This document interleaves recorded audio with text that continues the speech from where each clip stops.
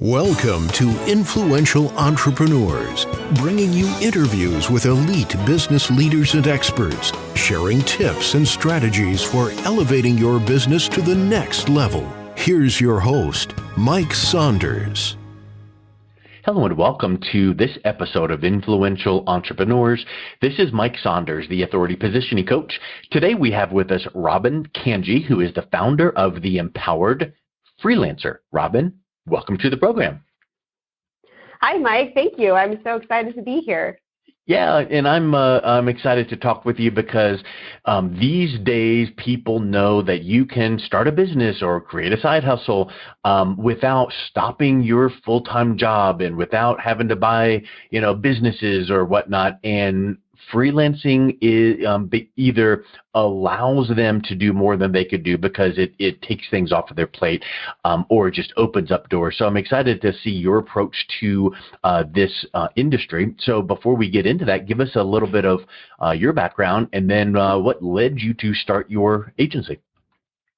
Yeah, absolutely. So I have a marketing background in the tech industry, actually. I worked in corporate marketing roles, B2B software companies mostly, for about 10 years. And then in 2017, my company was acquired, which was a great success story on paper, but it also meant that I needed to find a new job. I had been heading up marketing at that company for the last 4 years and had gotten used to working remotely. We were partly distributed, realized I didn't want to find another corporate job. What I wanted to do was take the opportunity that it felt like the universe was shoving at me to start my own thing, which is something I had dreamed about doing for years and years. So I flailed and was super confused for about the first 6 months. I remember feeling very alone, very isolated, and like there was so much conflicting information online. And pretty much the only thing that I couldn't find was the information I really needed, which was honest, real talk about what it's like to be self-employed. So I did eventually find my footing and started working with a number of marketing clients, built up a nice little 6-figure income stream for myself, and about a year ago started thinking, maybe there's more to this. What's the next step? I started thinking about what I really wanted to do, and out of that, the Empowered Freelancer was born. And I really want it to be a place. We're a marketing website. We talk about marketing. That's my background. That's why people come to me. But I also want to share that honest talk about being self-employed, being a freelancer in today's world, and the messy, non-glossy stuff that other business websites seem to want to just sort of paper over. So that's why we're here. Excellent, and it's your story is very, very similar to what we hear and see on Shark Tank. Hey, we needed this thing, and I went out to find it. It's not there, so here we are. We created it. So it makes me wonder: are you a agency that trains other freelancers to do freelancing as a business, or are you a freelancer that does marketing work for companies that need to have it done and they need an outsourcer? Yeah, so I'm honestly a little bit of both. I work with entrepreneurs and startups on the corporate side to help them feel less confused and refined about their marketing. And the Empowered Freelancer is definitely the newer side of my business. And that is, it's less of an agency and just really more of, well, I guess agency works if you want to just call me a one-woman agency. But it's really a place to help freelancers and anyone who's self-employed, really. So I sometimes will say entrepreneurial sorts. To get their head around what it takes to promote themselves. There are so many misconceptions out there about, especially among the self-employed crowd, people who are very good at what they do. They've often had a long and successful corporate career and decide, hey, I want more freedom, I want more money, I want more time, whatever it is. I think I'll try my own thing. And they get out there and they realize they're still really good at what they do, but now they have to become marketers too, and they have no idea what to do or where to go. And that's the kinds of people the Empowered Freelancer is designed to help. And do you ever have someone that you're working with that I feel like that, of course they go, wow, marketing is so vast, which it is, and we just don't know what to do, or we know we should be doing it, but we don't have the time to do it. So that's wonderful. But then, and we'll talk about some of the things you do, because I think that's going to be helpful to go, oh, that project. It would be wonderful for my business. I just don't want to do it or don't have time to do it. But I think one of the steps that many entrepreneurs do run into, which is, I just don't like talking about myself and I feel too braggy or, imposter syndrome kicks in. So what do you do when you're talking to an entrepreneur that you go, look, you've got to get the word out about you and talk about you. And, I get it. You don't want to do it yourself, so we'll do it. But then they're like, we need to kind of tone that down a bit. Yeah, so this is one of the most common things that I hear. It's so common that I wrote an article about it for my blog as part of a 5-part series about the biggest myths that I hear about marketing. And one of the biggest ones of all time is this belief, especially among talented people, that if I'm really good at what I do, I don't need marketing because my work should be able to speak for itself. Yeah. And that's a lovely fantasy. It's very rarely true. And I suspect that this comes from something that most of us learn it really young, right? When we're kids in school, we're taught that if we work hard, we follow the rules, we color inside the lines, then we'll be rewarded. And for the first 18 years of our life, that's actually true. We work hard and we get good grades, and we don't have to talk about those grades in order to make the dean's list. In fact, the school even does us the favor of telling our parents for us. Truly, all we have to do is work hard and be good at what we're doing. That doesn't pan out so well once you enter the grown-up world, whether that is in a corporate job or running your own business. And so what I tell people who believe that their work should speak for itself is I say, no, actually, you must speak for your work. In other words, you have to be your own best advocate, especially at the beginning. If you don't believe in your work enough to speak for it, then it's really hard to expect others to believe in your work too. And that's a real mental shift that I see a lot of people struggling to make. One thing that you said that I think is super important is the fact that, if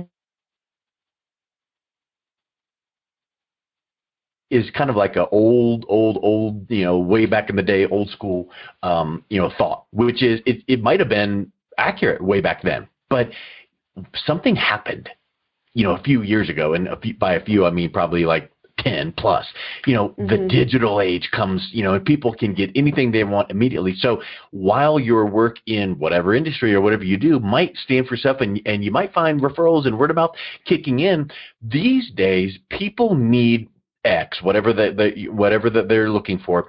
And it used to be they'll chit chat with their friends this weekend and ask what they need, and all of a sudden there's the referral and my business is growing because my results stand for self. But today people pull out the phone and they Google and whatever they do, right? They go to social media, they go to Google, they search, and now your competitors are in the face of the target audience. So yes, your work should speak for itself because you should do wonderful work, but you cannot just assume that it will come to you. You've got to create that breadcrumb trail for the buyer's journey that happens, because everybody goes through the buyer's journey, no matter what you sell, unless it's pencils or bubble gum. If you're a service-based business or tech-based business, before they buy from you, credit card or sign with the dotted line, they are confused about this thing and that thing, and they need to understand it. So they need to talk to you, go to a webinar, go to a workshop, you read it on your website.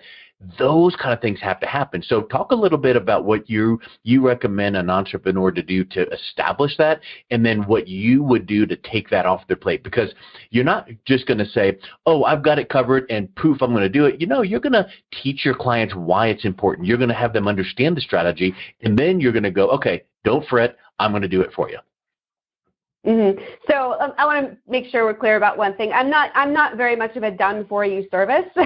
I focus a lot more on the high level strategic stuff. I tell people, look, if you want a copywriter, if you want a social media manager, there are way cheaper people out there, and I could probably refer you to somebody. But I'm really here to help you figure out, like, what is my marketing blueprint? Who's my target audience? How do I position myself? How do I, what are my buyer personas or client personas? Things like that. So just want to clarify that. But as far as what should someone do who is just getting started in marketing, knows they need to do it, feeling overwhelmed by the sense of pressure to be everywhere on all the things, I will usually say, let's start with who you're going after. Let's start with your audience. What do we know about them? what do we know about where they hang out? What do we know about what their pains are and what they care about? And it's fascinating to me how few people have really given this much thought. And not just people who are self-employed and who could be forgiven for it because they don't know much about marketing. Big companies too, established companies with marketing departments. Often, maybe they did some buyer personas and they shoved them in a drawer and haven't looked at them in 5 years. It's really amazing to me how much money is wasted on marketing without giving thought to your actual audience. Yeah. So that is 99 times out of 100 where I recommend we start.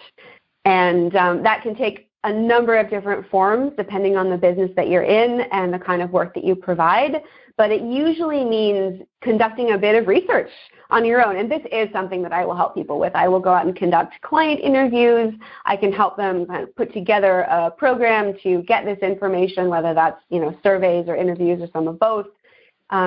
But really, I think it's important to approach it from both the qualitative and the quantitative angles as much as possible. So you want to get that qualitative data of actually talking to prospective and real clients or people who fit the profile of the person that you want to be serving. And you probably have some people in your network who do. You might be surprised.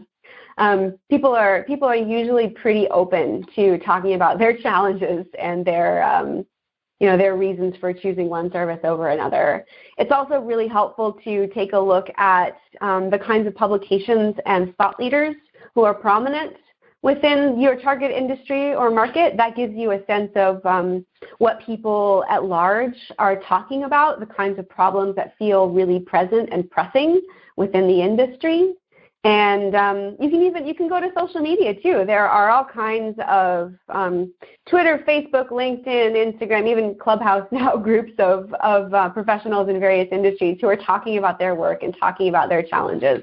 So that is one big benefit of all of these different social media channels. There is a lot of information out there, but if you know how to navigate it, you can learn a lot more about your target audience a lot more quickly than you ever could before the internet.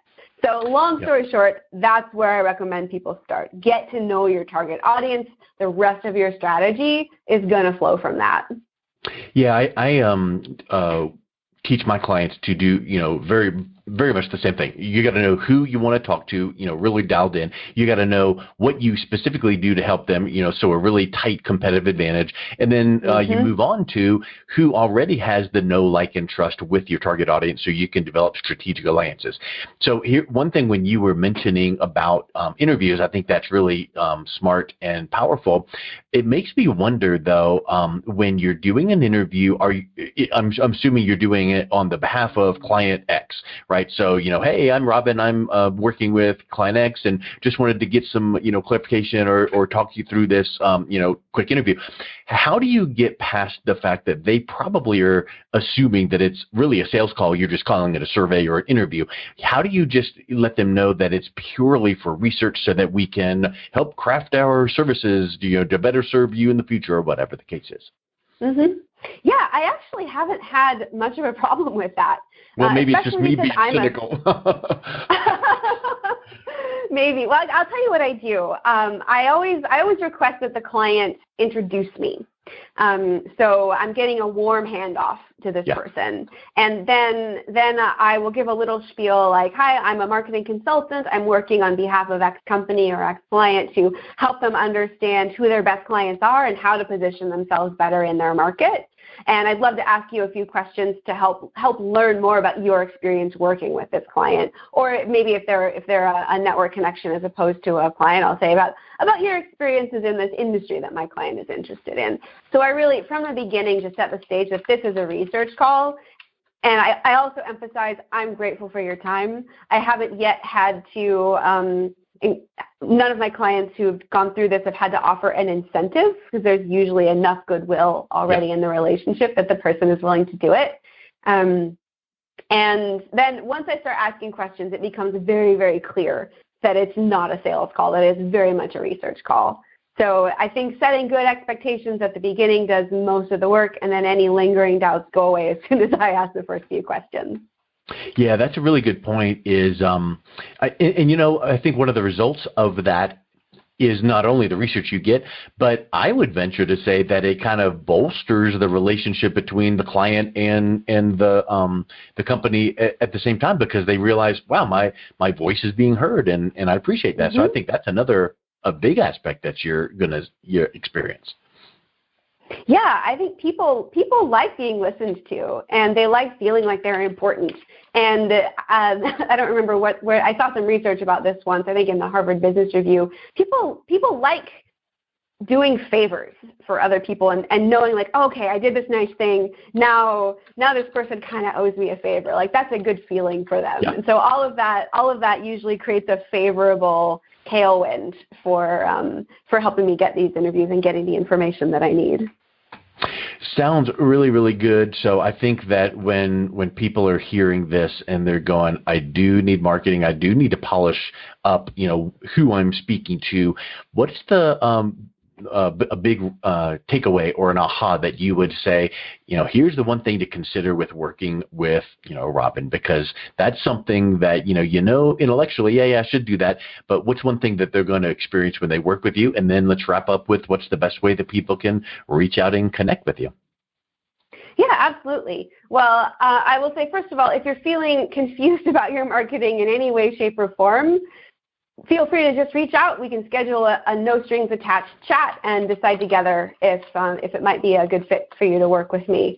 But I think the biggest thing is if you're feeling not only like you need marketing, but like, okay, I'm actually ready. I'm ready to make a mental shift about how I promote myself. I'm ready to put in the work to really understand my audience and understand how I position myself to that audience to make myself an easy yes for them, then I would say, all right, that's a good sign that you're ready, and we should talk, because I could definitely help you with that.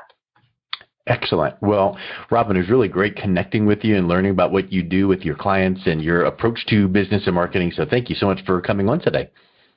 Yeah, thank you, Mike. I appreciate the time. You've been listening to Influential Entrepreneurs with Mike Saunders. To learn more about the resources mentioned on today's show or listen to past episodes, visit www.influentialentrepreneurssradio.com.